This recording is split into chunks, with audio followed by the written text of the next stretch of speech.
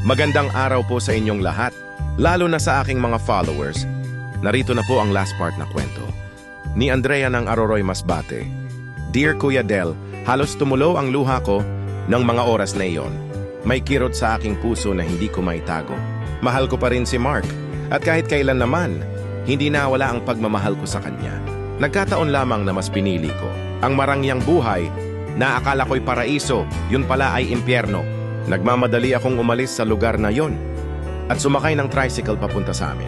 Habang nasa loob ako ng tricycle, hindi ko na napigilan ang aking mga luha na kanina pa ay gustong kumawala. Nagbalik sa aking alaala ang aming sumpaan ni Mark noon na kami ay bubuo ng isang masayang pamilya. Magtutulungan kami para makaahon sa kahirapan. Pero ako ang bumitaw sa aming naging sumpaan, alang-alang sa ambisyon kong yumaman sa mabilis na paraan.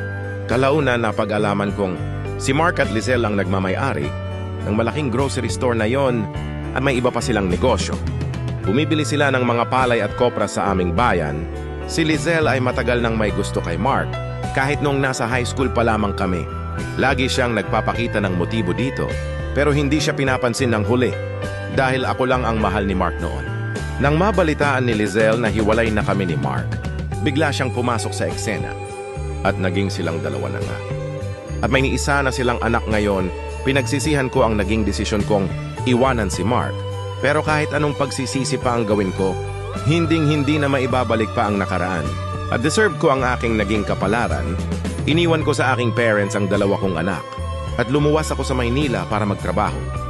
Nakapasok ako bilang isang call center agent dito sa Quezon City. May iilan pa rin naman ang nanliligaw sa akin, pero hindi ko ito pinapansin. Dahil ayaw ko nang magkamali ulit sa ikalawang pagkakataon. Isa pa, mas priority ko ang aking mga anak na mabigyan sila ng magandang kinabukasan. Si Drew naman ay tuluyan ko ng kinalimutan. Bago ko tapusin ang aking kwento, hayaan ninyong mag-iwan ako ng mensahe sa inyong mga followers. Walang silbi ang karangyaan sa mundong ito kung hindi mo kasama ang taong pinakamamahal mo.